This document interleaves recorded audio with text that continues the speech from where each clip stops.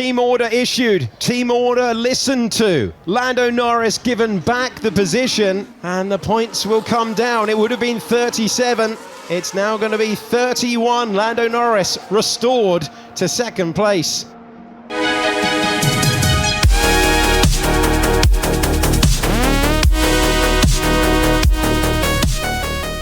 Welcome back to the Pit and Paddock Racing Show. NASCAR avoids passing in St. Louis. Max leads a Monza parade, and IndyCar watches from the sidelines. All that and more next on the Pit and Paddock Racing Show. NASCAR went to Illinois for the Enjoy Illinois 300, where Hammy Hamlin started first, finished first, trailing Briscoe, Elliott, and Blaney. That race name sounds kind of like a threat. The Enjoy Illinois? Yeah. Oh. Hey, you're going to enjoy Illinois. It's not a threat if you do what you're told. You know what? I noticed that Hamlin is 44 years old and still winning races. I'm betting Lewis Hamilton's thinking about a switch to stock cars. It's got to be a better strategy caller than a Ferrari.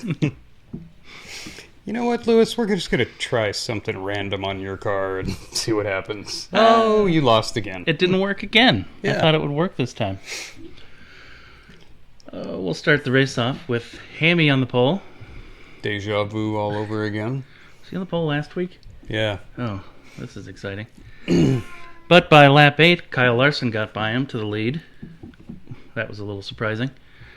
And then lap 27. Hi, Studio Cat. You want to shut your mouth, please? Lap 27. Kyle Busch gets his spin of the weekend early. Good for him. Yellow came out, and commentator Burton said, "It's too early for tires, so let's see who stops." Pretty much everybody.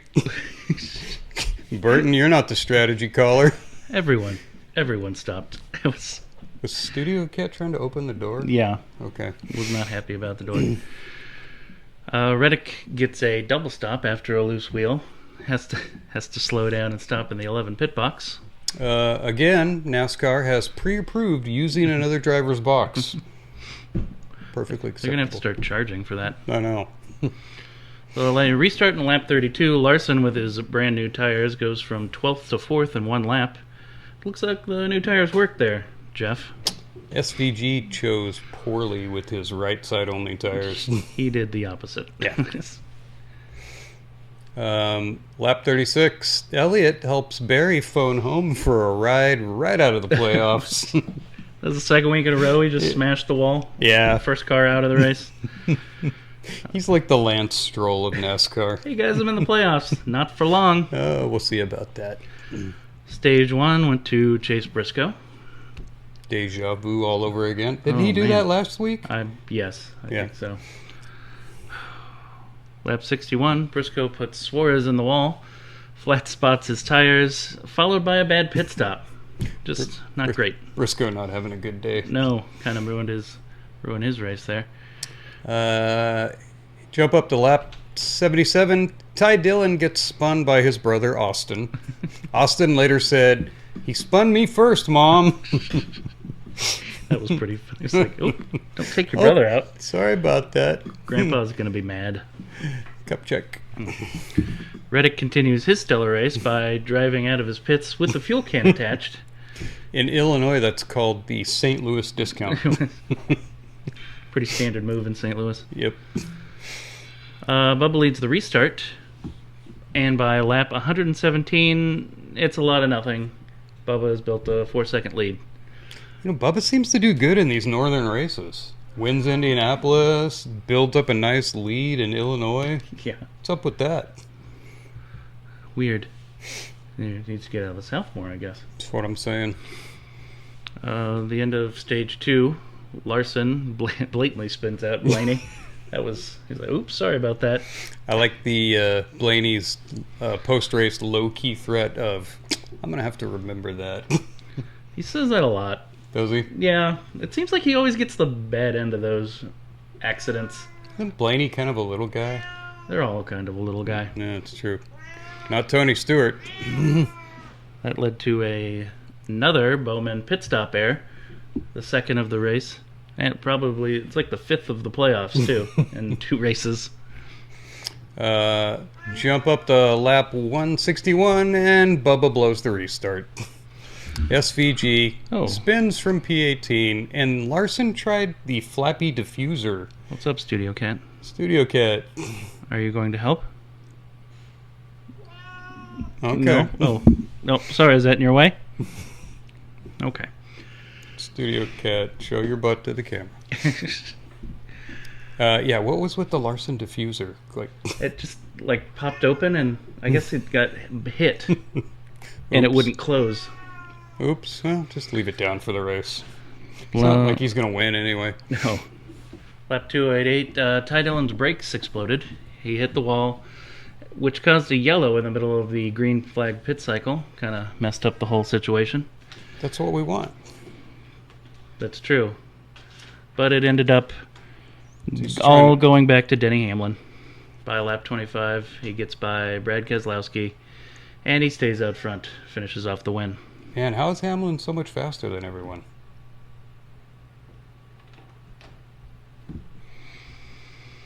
So that was Thing. Oh. Thing opened to let Studio Cat out. Okay. Yeah, how is Hammy doing so good? I don't know. He's just sleeping until the playoffs. Suddenly we're going to... What did he finish? Top 5? Well, it wasn't great last week, but... Yeah. Just dominated. The Toyotas pretty much waited for the playoffs. And at the end, was that like a Gibbs team prayer going on after the race when they were all huddled around? Looked like it. I guess it worked. They kept talking about Coach Joe. Wait, Joe Gibbs, right? Yeah. Yeah, Coach Joe. They kept calling him Coach Joe. I guess once you coach, you're always the coach. Oh, really? I'm gonna go coach something. Sort of like getting a doctorate. I would make everybody call me doctor. Yeah. It's like, would you like the mashed potatoes, doctor? Come. Didn't go to 6 years of evil medical school to be called Mister. Well, that was the second round of the playoffs. So it's time for the NASCAR playoff report. Well, we've got Denny Hamlin in P1, Chase Briscoe second, Larson still hanging around in third, and Bubba with a bit of a surprising fourth. I think the losers this week have got to be, well, Josh Berry. I mean, come on. Oh, yeah, well, yep. Berry, Bowman, SVG, and Chastain all finished 24th or worse. That's not great. Yeah. Bowman should be up there, but his pit crew's not really helping him out. SVG, is he going to make it to the road course where he can possibly win? No. No. I don't think he can. He's going to get through Bristol. He's going to have to finish, like top 5 or something. It's Bristol, so a lot could happen. The Austins and Reddick were all kind of mid. Like, not great, but not terrible. So, I'd say Austin Dillon did a little better than I expected. Yeah. Reddick kind of not doing as well, especially with Bubba up in 4th place. Wow. Wait, Austin's the one that spun his brother, right? Yeah. Well, his brother's not in the playoffs anyway, Yeah. so... Get out of the way. Yeah. I'm trying to win playoffs here. Yeah. The winners. Hamilton. Yep, Hamilton. Hamilton. Not a winner, actually. Yeah. We're going to go Denny Hamlin Yeah. as one of the winners. Chase Briscoe, Blaney, Joey Logano, Christopher Bell, Bubba Wallace, all hanging out in the top 10. The top 10 was almost all playoff drivers. Yeah, there's a reason. Byron and Larson were just out of the top 10, but not enough to mess up their chances. Wait, Larson spun Blaney, but then Blaney finished ahead of him. Yeah. Yep. Okay. I thought he would do a little better, especially after that early passing run he made. Yeah, it's like he was fast early on, and then he just, I don't know, the track was evolving, and he wasn't. Yeah. Kind of like that relationship I had with that. Well, let's revisit our week 1 predictions and see how we're doing. Who did you have getting knocked out for round 1? I had Austin Dillon, who is in P13 right now, Josh Berry, That one was pretty spot on. Bowman and Cindric. The only one that's off, I think, right now is Cindric. You got 3 out of 4 so far. 3 out of 4. Should have picked SVG, but... I picked Cindric, who's not there. Bowman. Reddick, who's up to P7. He's letting me down. And then Chastain. How did I not pick Barry? I don't know. I was just trying to be nice. And you know what? I should have picked SVG too, but I realized that he's not going to get a road course until round 2. I thought he could pull off a miracle. Nope, guess not. You know what? Anything can happen at Bristol, especially dark Bristol. Dark Bristol. Let's do the best and worst NASCAR paint schemes for Illinois. What was your good car? My favorite one was the waffle car from Daniel Suarez. I don't know why it was a waffle car, because it's like a hotel chain that made it, but I don't know. I like waffles. They have waffles for breakfast at the hotel? That must be it. Isn't he usually jockey? Is it that one? I'd say him. I think they all share jockey. Oh, he's the one that always has like the naked guy driving the car painted on the side? I think, that one, and he's got the bar. Who else is on there? I don't know. He's got a bunch of sponsors. I'm trying to figure out how underwear and drippy waffles work together, but... Poorly? Very Whatever. poorly. My favorite car, Cold Custard, and the number 41 Frozen Custard car. He should just always have that livery. I wish he did. His normal one's pretty boring. The Haas livery is not great. It's got like a spark plug on it or something, even though they don't really do anything with spark plugs at Haas. I don't know why. Moving on to bad schemes. Mine was from the Xfinity Series. Number 99 car, I believe, is Matt DiBenedetto. Sponsored by the Electrical Workers Union. The electrical EBEW or something, right? Yeah. Right? IBE, International Brotherhood of Electrical Workers. Yeah, I'm kind of shocked a union would be throwing away all their members' money on a car sponsorship when they could be laundering that money through Democrat campaigns.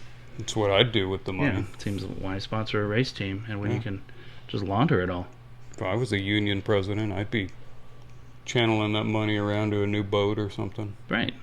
Lake house. My bad car, Bubba, his 23 McDonald's with the broken bloody bones all over it. Man, you think those do not look like French fries? Broken bloody bones. That's what they look like. Bloody bones. You know what? I want some McDonald's. Yeah. My wife said just hang on and it'll work for Halloween. That's a stretch. Yeah.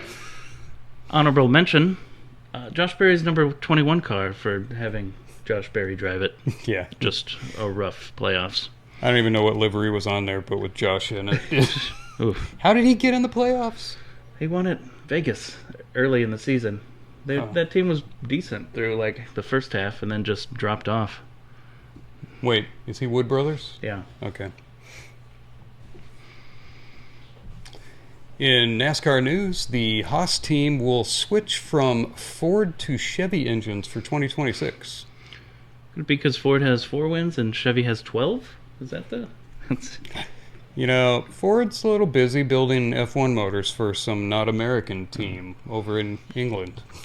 That's true. Yeah, they can't be bothered to make a good stock car motor. GM's going to be doing that soon, too. Oh, Cadillac. Yeah.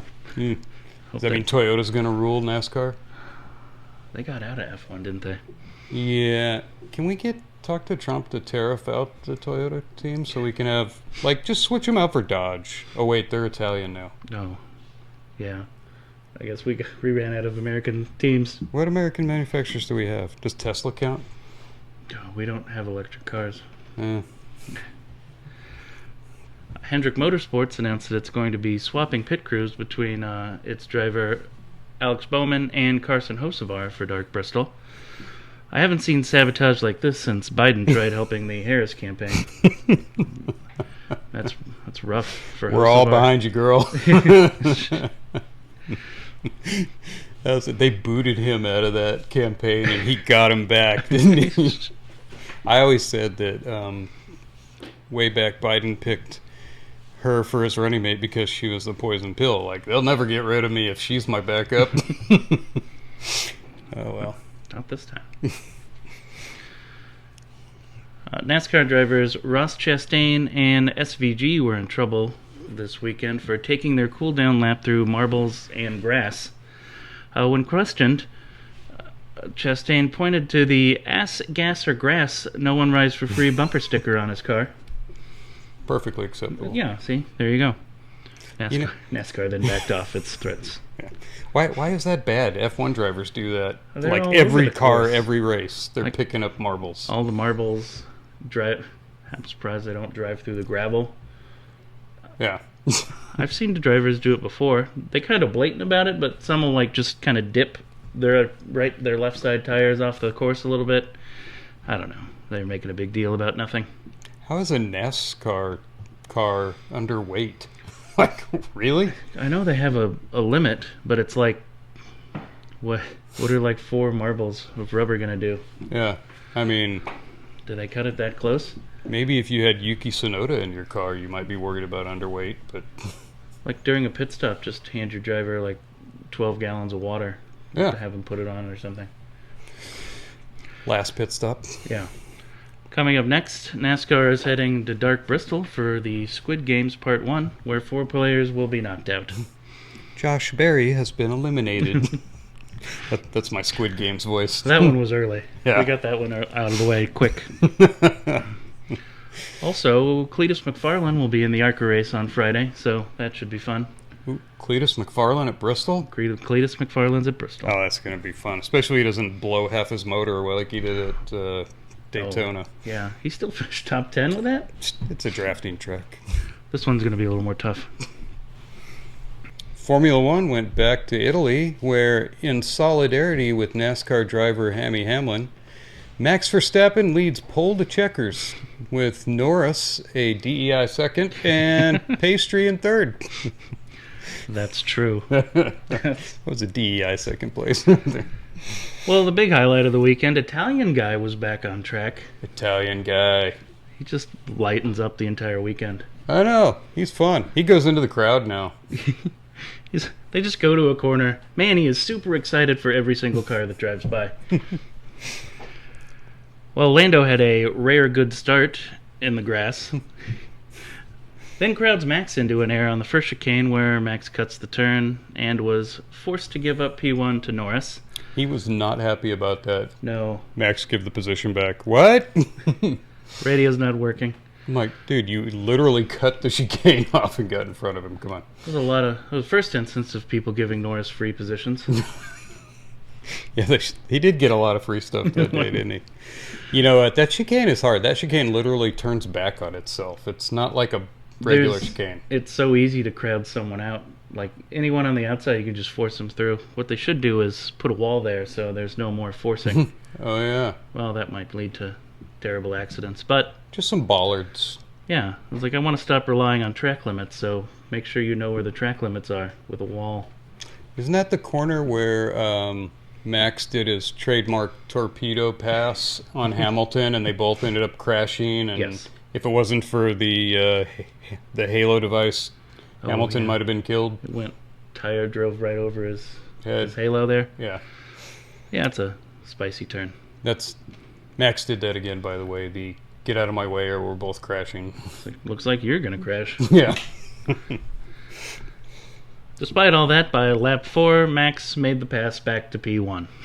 Like legitimately back to P1. Yes. Well, An actual pass on track, yeah. official and everything. I want to know what happened to Ferrari's pace. They were so good in practice, decent in qualifying, and Leclerc gets passed by Pastry after about 3 laps, and then the Russell's on his pipe the whole race. Like, how are you suddenly slower? I don't know. That was, I don't know, standard Ferrari procedure. Somehow, like, disappoint after a weekend that looks good. I mean, Lewis did make up all his penalty spots. Yes, he did. So Lewis he did had good. kind of turned it on towards the end of the race, started moving up, but yeah, ran out of time there. There were some great battles in the first, up to like lap 5 or 6. A lot of great passes. Yeah. And then someone reminded the drivers that this is F1 and we're all going to settle into position here. Enough of that passing nonsense. Whoa, We don't do way too interesting. We're going to get in line and not do anything. We had some long laps of not much until maybe lap 25 when Alonso went out with a suspension failure because the curbs are too bumpy. You know, if curbs are ruining your suspension, you need to do it a little bit better than that. The curb was bumpy. Yeah, it literally broke his suspension driving on the curbs. Shattered right there. Verstappen built a pretty nice lead. So at this point, McLaren's pretty much hoping for a safety car. Which never came. No. And what did he end up, 20 seconds ahead almost? Yeah. At the end of that race? Was pretty close. Lap 41, Behrman takes out Sainz, and plus 10 seconds for Sainz finally. Obviously, yeah. Yeah. That's another 10-second penalty for him for being taken out. Yeah. If there's ever a chance of a penalty, it goes to Sainz. Lap 47 is when we get our Lando slow pit stop. Piastri comes out with the lead. But wait, there's more. 2 laps later, McLaren comes over the radio and forces Piastri to move out of the way and let Norris pass. The second freebie of the day for Lando Norris. Come on. Like, there's some things you messed up the strategy. I don't know. I don't really like diving into it that much. You know what the engineer told Piastri? It's like Budapest. So let Lando pass when they made Lando let Piastri pass and win because... I would be upset to use my Budapest makeup on a second place finish rather than a win. That was your mulligan right there, dude. I was like, that's not... No, I want my mulligan for a win, not for a second place. But it keeps the points lead 31. From getting ridiculous, yeah. Unless Piastri has a couple DNFs, Lando's toast. Because it's either going to be 1, 2, or 3 for all of them, and that's not going to make up the points. Yeah, nobody else is going to do upgrades the rest of the year that's going to take McLaren out. Maybe. Unless they decide to run the rest of the races at Monza. I think the betting odds have Piastri at like 83%. That sounds about right. McLaren, well, actually only Lando's McLaren has shown signs of exploding, so I mean, that's... Piastri's due for an engine failure if Lando had one. That might, what will that bring it back up to, about 5-10 points? Well, that could be the only way to get there. I did like Max's radio comment. He laughed when they told him McLaren made Piastri move over. He's like, really? Because he had a slow stop? I wouldn't move over if you threatened my family. Max had some free time on the radio, I guess, those long straights. Yeah. Did do a little commentary on the race there. I think I saw him doing some Sudoku down the 2 stretches. What's another word for slow? Yeah. Max, pay attention. The race ended up with Max winning like it's 2023 all over again. Dominant. You know, Red Bull actually did do well in Italy last year, and of course 23 when they won almost everything. So maybe we shouldn't be too surprised to see them. Oh, where was Yuki? Where did he finish? Was he even in the points? That car is cursed. No, he was not. When they did the team picture at the end, Yuki was like way out on the edge of the picture, and they kept trying to tell him to get over there next to Max, and he's like, I'm not. I don't want to be in this thing. No, this is not. You guys said this was a promotion. Put me back in the RP. Yeah. In other news, F1 commercial rights holder Liberty Media says it's open to a sale of Formula One for $20 billion, or $25 billion if Alpine and Lance Stroll are excluded from the sale. That sounds reasonable. Yeah, that's worth it. It's worth it to not take them. $20 billion. I'd sell you my organs and 2 of my children for $20 billion. Any organ I have 2 of. Yeah. Monaco is on the Formula One calendar until 2035 now, because everyone wants a slow, overtake-free parade instead of a motor car race. Oh, not a good track. Are they ever going to move it out of the city or knock some stuff? Just build out over the harbor. Put a floating pier racetrack out in the harbor. That would work. Build an oval. There you go. The Moval? Yeah. After Red Bull's F1 driver Max Verstappen won the Italian Grand Prix, former Red Bull boss Christian Horner sent a text to race commentator Martin Brundle. Martin Brundle was a driver, right? Yes, former driver. Okay. After seeing the text, Brundle and Sky Sports immediately opened a formal inquiry. I would. I don't even want to know what was in those pictures. Something to do with interns? Probably.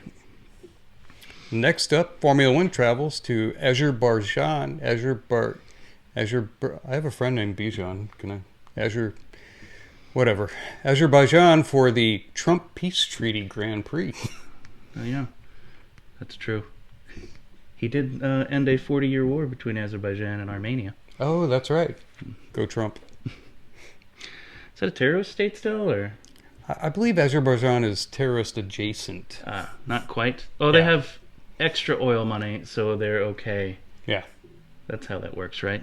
Yeah, that was part of the Trump deal. If they don't have oil money, they can get leveled. Yes. That's how that works. You guys are not contributing to the world. Buildings down. Big news in IndyCar. Colt Herta is leaving Andretti for Formula 2, while Will Power, who was booted from Penske, will drive Colton Herta's former car. That's IndyCar's version of a Chinese fire drill. That was... all of that was unexpected and shocking, pretty much. You know what? They'd been talking about it for a while, but Herta was denying it completely. Yeah. I was like, well, he's supposed to be doing the Cadillac test driver, but is also going to be doing F2, so I guess he can get those stupid super license points. Yeah, that's the whole reason, just because Europe won't give Americans super license points to drive in their super cars. So you can't really mess up F2, or everyone's going to make fun of you. Oh, yeah. Wait, are F2 spec cars, or are they actually Formula cars? They're all spec. They're spec chassis, and I think the engines. It's kind of like a little bit like an Indy car. So European drivers can come over here and just pop right into Indy, no problem, but you can't go vice versa. No, it's not allowed. You're not special enough. We definitely need to tariff them for that. That deserves tariffs. Yeah, and just until the trade agreement is equaled out. Yeah, I agree. IndyCar's Canadian race will move from Toronto to Markham after the mayor of Toronto announced the former street course would be housing another 100 million Indian migrants. Oh. That makes sense. Yeah. Sounds like Canada. We don't have space for race cars. Come on. No, we gotta shove another 100 million migrants into this space. Yeah, we gotta make up for all the babies we're not having.